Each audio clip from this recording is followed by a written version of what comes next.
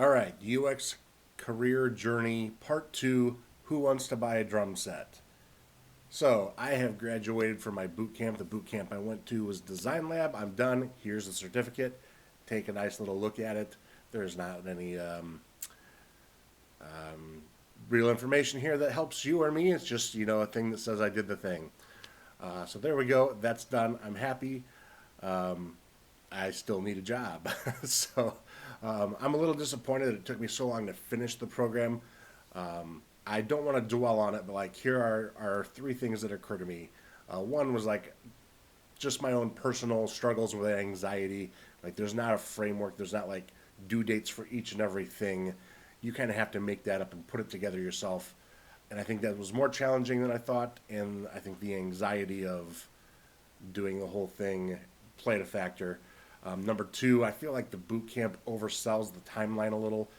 The more and more I talk to people in the program, there's every month there's about 150-ish more students. So they start a new cohort every month. And of all the people I've talked to, shockingly few graduate right on time. Number three, there was a couple times when I was sick. I had one bout of flu or something that lasted a week, and you just can't control those things. So anyways, I'm done. I wish I had been done sooner, but I'm done now. That's the important thing. Portfolio review was another thing that set me behind. I did not pass my portfolio the first time. That's another thing that is not entirely uncommon. I don't know what the rates are, if it's 50%, if it's 20%, I don't know. So I submitted the portfolio. I probably took too much influence from outside recommendations on portfolio review. There is not a single committee or person that reviews all the portfolios. There's different individuals that do the reviews. So even though Designlab has a rubric, there is still some subjectivity involved. I probably listened to too many outside influences on what a portfolio should look like because there's lots of opinions out there, and I probably should have just very strictly followed the Designlab rubric. So after I didn't pass the first time, the rule is they give you 8 weeks to continue to work on your portfolio and resubmit. I took 2 or 3 days to pout about not passing, and then another week to make those changes. And I actually made those changes and then some. So on top of the recommended changes that I made, I'd made some changes, mostly just visually. And there are still some things that I'll continue to tweak over time. But now that that was done, when you get back to portfolio after you pass, I heard you're supposed to get another PDF back that tells you what you did right, what you did wrong, what could be improved. And so I'm looking at the scores, and it's all 4s and 5s, and that's great. The feedback that I received on all 4 case studies was exactly the same. And all it said was, thank you for making the recommended changes. And that was it. So I was a little disappointed with that feedback because the portfolio is something you're going to continue to iterate on. That doesn't help me make future changes. It just says, you're good enough to go. The day I'm recording this is Saturday. On Monday, I should get an email about entering career services. I'm pretty excited about that. I know there's a couple tools that they kind of set you up with, plus you get a mentor that you have access to about your job search. So hopefully I learn some good stuff because everything else I've been doing right now is just kind of by the seat of my pants, going on LinkedIn, doing fast apply, finding jobs, whatever. Today was kind of the first day I had a little bit of a panic in finances, just reviewing my bank account there's a little less in there than I thought I was. So I'm going to move some funds around. I'm not yet to a point where I've had to sell off instruments or donate blood plasma. Those are maybe activities that are on the horizon.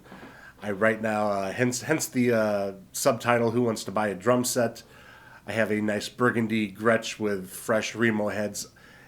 And playing drums is fun, but I'm really bad at it, and I don't do it very often. And realistically, I probably don't have the time to get better right now. So maybe that's a thing that goes. We'll see. The other thing I want to talk about is this video resume I put together.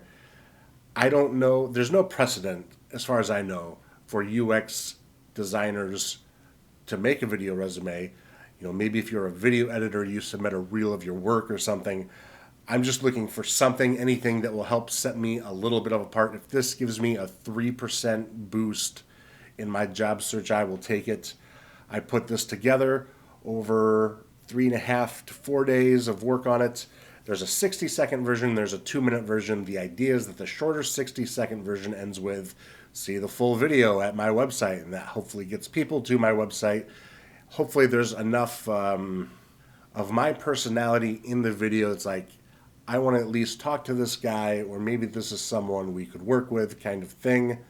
I don't know. You tell me. This will be kind of a premiere. I'm going to share just the 60-second version here now. The finished, more polished versions will be available somewhere in the future. I'm sure the game plan is to have that, at least that 2-minute video on my portfolio, probably at the top of my About page. This is exactly a minute. Enjoy. Here it goes. My name is John Morton, and I'm a product designer. I have loved to draw as long as I can remember. At 12, I started programming on an old Apple IIe. 20 years ago, I was formally introduced to interactive design in college.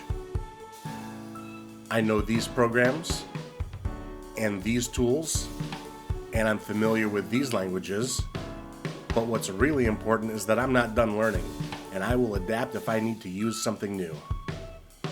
I got into UX after developing a digital product for a former employer, and having made something that solved a problem and had measurable impact, I said, I want more of that. I used some old skills and some new skills to put this video resume together in less than a week. Let's talk about how we can use my always growing skill set together.